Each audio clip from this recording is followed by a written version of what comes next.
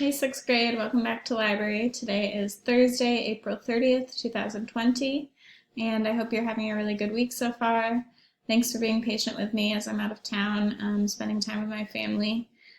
I wanted to let you know about your assignment for today. I wanted to just keep it simple again since I won't be on Zoom.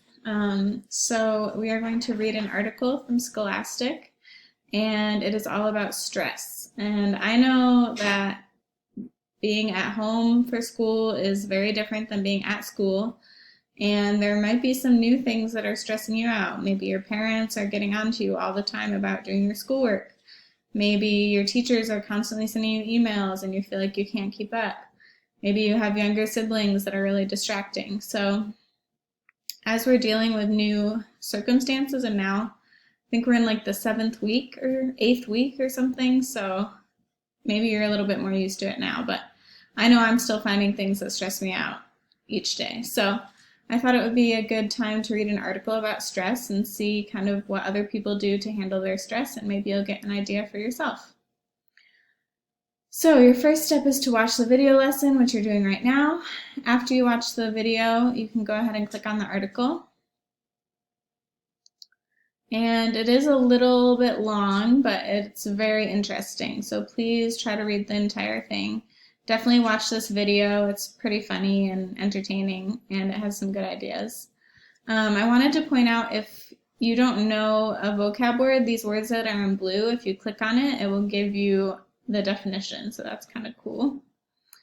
And make sure you're reading the different text boxes. Those are important, like I've talked about before. Here's a little slideshow that you can watch. It has some techniques that you could practice, visualizing, and it walks you through step by step on how to do it. So that's kind of cool.